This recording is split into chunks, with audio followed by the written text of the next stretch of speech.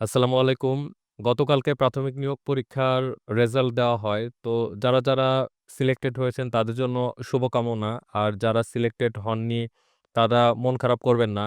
আমাদের সকল বাধা অতিক্রম করে সামনের দিকে এগিয়ে যেতে হবে। সেটা নিয়েই হচ্ছে আমাদের জীবন। তো প্রাথমিক নিয়োগ পরীক্ষায় যারা সিলেক্টেড হয়েছেন এখন তারা ভাইভাতে যাবেন। যারা সিলেক্টেড হননি তারা অন্য চাকরির জন্য এপ্লাই করবেন। তো দিন শেষে কেউ না কেউ কোনো না কোনো জায়গায় অবশ্যই সেট হয়ে যাবেন। তো অবশ্যই আল্লাহর উপর বিশ্বাস রেখে আগাতে হবে। এই হচ্ছে মূল কথা।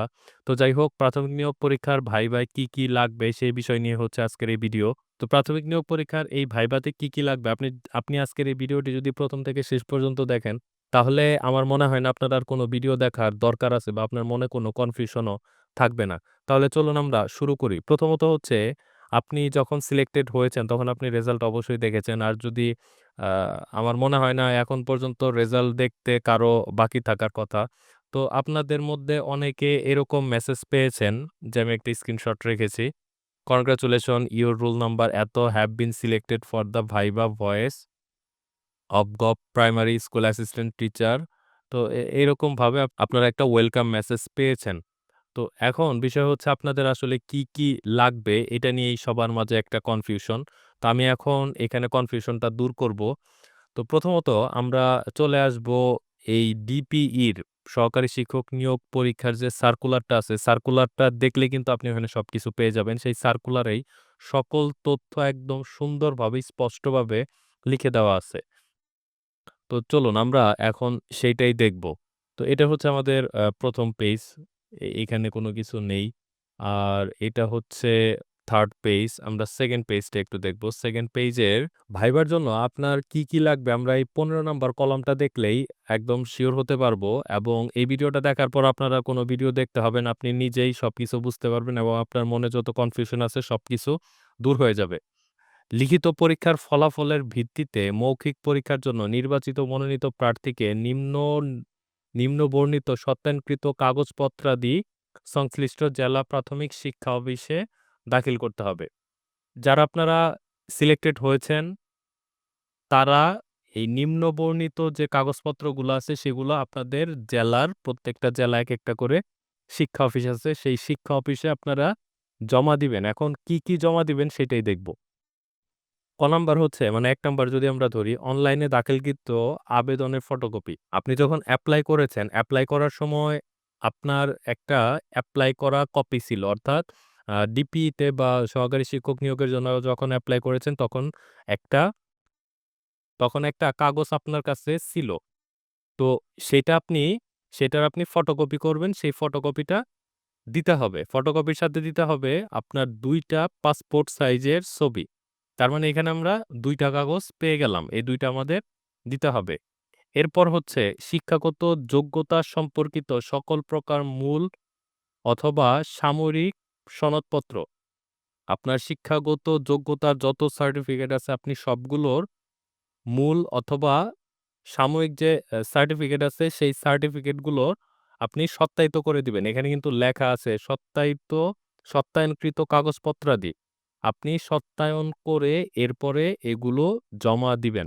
গ্রামের হয়ে থাকেন তাহলে আপনার চেয়ারম্যান থাকবে। অর্থাৎ আপনি পৌরসভার বাইরে হলে আপনার চেয়ারম্যান থাকবে। সেই চেয়ারম্যানের আর যারা পৌরসভার ভিতরে তাদের হচ্ছে মেয়র, সিটি কর্পোরেশন কাউন্সিল কর্তৃক প্রদত্ত নাগরিকত্ব সনদপত্র। তার মানে আপনি যে বাংলাদেশের নাগরিক এইটা প্রমাণ করার জন্য আপনার একটা নাগরিক সনদপত্র লাগবে। এটা আপনি চেয়ারম্যানের কাছে গেলে হবে। যারা পৌরসভার ভিতরে আছেন তাদের জেলায় অবশ্যই একটা পৌরসভা আছে। সেই পৌরসভায় গেলেই আপনি নাগরিক সনদপত্রটা তুলতে পারবেন। এটার জন্য ৳২০, ৳৩০, ৳৫০ এরকম খরচ হতে পারে।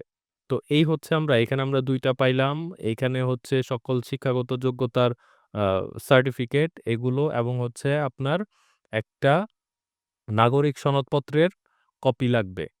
এটা আপনি মূল কপি দিয়ে দিবেন। যাই হোক এই পর্যন্ত আমরা পেলাম। এখন হচ্ছে এইখানে আরো একটা জিনিস পরবর্তীতে আমরা ৪ নাম্বারে দেখি জাতীয় পরিচয়পত্র অথবা জন্ম নিবন্ধনের কপি।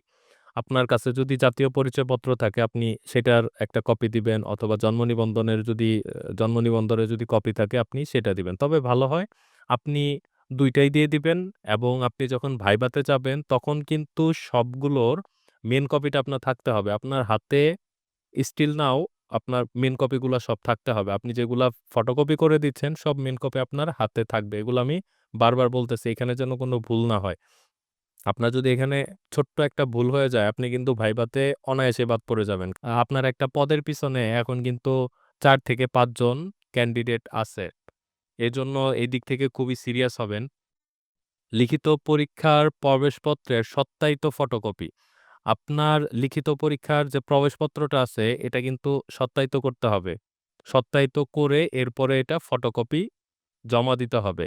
এরপর হচ্ছে মুক্তিযোদ্ধা কোটায় আবেদনকারী প্রার্থীর ক্ষেত্রে সরকারের সর্বশেষ সিদ্ধান্ত অনুসারে মুক্তিযুদ্ধ বিষয়ক মন্ত্রণালয় কর্তৃক প্রদত্ত মুক্তিযোদ্ধা, শহীদ মুক্তিযোদ্ধা ও বীরাঙ্গনার সন্তানদের মুক্তিযোদ্ধা সনদপত্রের সত্যায়িত কপি। এই সনদপত্রেরও কিন্তু সত্যায়িত কপি দিতে হবে। পরবর্তীতে হচ্ছে শারীরিক প্রতিবন্ধী ও তৃতীয় লিঙ্গের প্রার্থীদের ক্ষেত্রে উপযুক্ত কর্তৃপক্ষ কর্তৃক প্রদত্ত সনদপত্র। তার মানে আপনি যদি কোনোভাবে থার্ড জেন্ডার হন বা শারীরিকভাবে যদি প্রতিবন্ধী হন সেক্ষেত্রেও কিন্তু আপনার একটা সার্টিফিকেটের ফটোকপি দিতে হবে। ক্ষুদ্র নৃগোষ্ঠীর প্রার্থীদের ক্ষেত্রে সংশ্লিষ্ট উপজেলার নির্বাহী কর্মকর্তা এবং সিটি কর্পোরেশন এলাকার হলে জেলা প্রশাসক কর্তৃক প্রদত্ত ক্ষুদ্র নৃগোষ্ঠী পরিচিতি বিষয়ক সনদপত্রটাও দিতে হবে। তো এই হচ্ছে কাগজপত্র। আপনারা এই কাগজপত্রগুলো জমা দিবেন। তো এই সমস্ত কাগজপত্রগুলোই কিন্তু আপনাকে ভাইভায় চাবে। ভাইভায় সবগুলো মূল কপি আ আপনার নিয়ে যেতে হবে। তো এই ছিল ভিডিও। আশা করি এই ভিডিওতে আপনারা সমস্ত কিছু খুব সুন্দরভাবে ক্লিয়ারলি বুঝতে পেরেছেন। এর বাইরে আপনাদের আর কোনো কাগজপত্রের দরকার নেই। আর আপনি বাংলাদেশের একজন নাগরিক হিসেবে এর বাইরে আর কোনো কাগজপত্র থাকারও কথা না। তো এই ছিল আজকের ভিডিও। ভিডিওটি যদি ভালো লাগে তাহলে অবশ্যই লাইক দিবেন, চ্যানেলে নতুন হলে সাবস্ক্রাইব করবেন। দেখা হয়ে যাবে নতুন আরেকটি নিয়োগ বিজ্ঞপ্তিতে। সে পর্যন্ত সকলে ভালো থাকুন। আল্লাহ হাফেজ।